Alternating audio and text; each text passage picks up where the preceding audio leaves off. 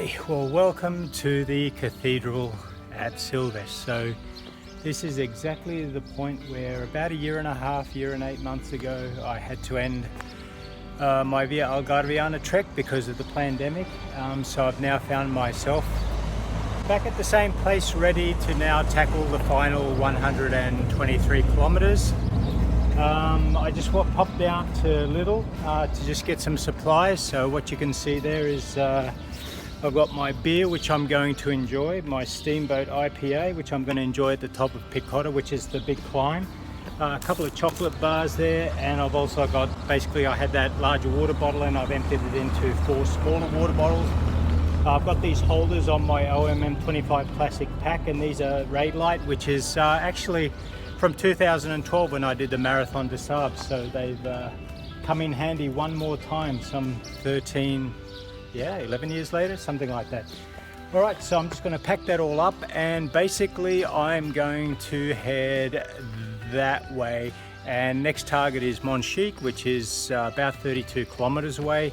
But as I said, I've got to climb Picota, which is the largest or the highest area here in the Algarve. So I'm going to stop there, and that's where I'm going to enjoy my beer and just take a bit of time out. I don't need to be at the hotel till after like 3 o'clock or something like that, so I've got plenty of time. 32k isn't actually that much, but the following 2 days will be, because I need to pump out about 46k a day to make it to Cabo de São Vicente, right on the Atlantic coast. And then after that I'm going to Sagres, where I'll be spending a day or so just chilling. But all right, so here we are, Cathedral at Silves, and vamos!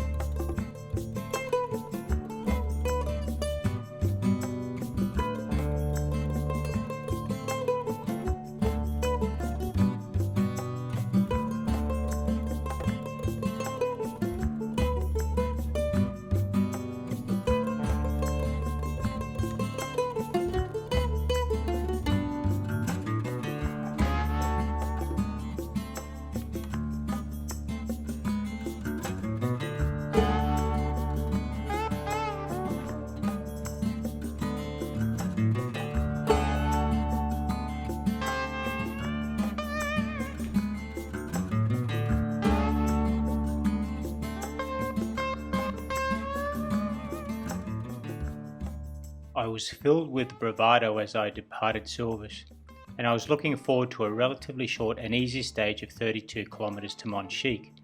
However, the rookie mistake of not considering where I would next have access to water, added to my lack of sleep over the past 24 hours, was going to very abruptly slap that sense of invincibility out of me within just a matter of hours. The day's stage had started well enough as I crossed over Monte Branco to have the Castelo de Silves fade away on the horizon. But after just 1.5 hours, my energy levels had suddenly dropped as the heat of the day ramped up very quickly, even though it was only about 10 AM.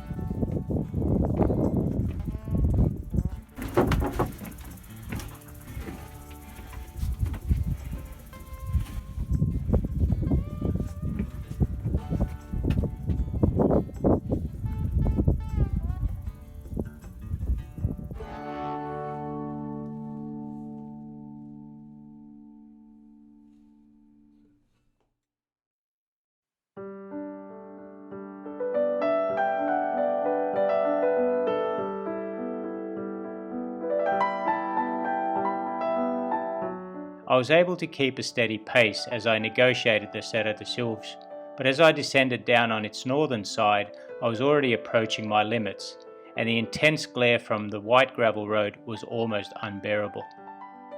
Now, to cut a potentially long story short, as I started my climb up Picota at around the 22-kilometre mark, I was well beyond my limits of comfort. Truth be told, I've never, even in an extreme endurance competition, been this close to passing out from pure exhaustion and a lack of fluids as I had in that moment. I actually started to worry whether I was even going to be able to complete the stage before sunset.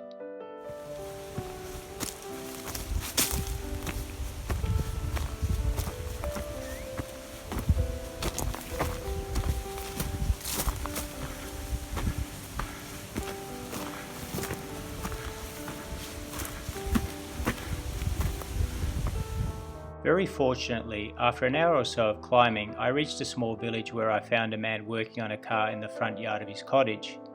At first he seemed quite taken aback as I interrupted his moment of mechanical zen by requesting water. However, after I had explained, in my very shitty Portuguese, what I was doing, he smiled widely and graciously offered me all the ice-cold water I could drink and fill my water bottles with. As I closed in on Picota just some 30 minutes later, I was well back on the way to the land of the living, and as I summited, with majestic views over almost the entire expanse of the Algarve, I felt my soul rise, in a sense detaching itself from my physical body. I had transcended extreme fatigue and was now being rewarded with an extreme shot of endorphins. In that moment, the accompanying mental and spiritual clarity was also at a level I'd only ever experienced a few times in my life. The last time being some 11 years ago as I stood in solitude in the sands of the Moroccan Sahara Desert just outside of our camp on the penultimate evening of the Marathon des Sables.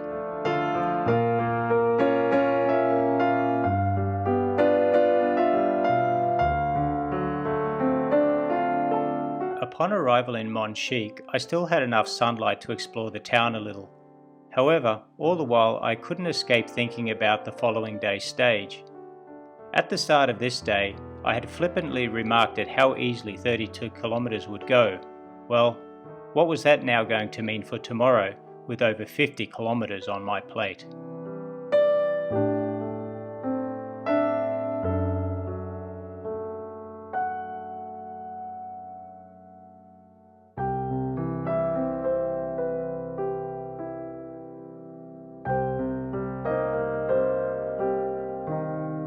Still, I saw your light, as I wallowed in despair. High my soul will rise.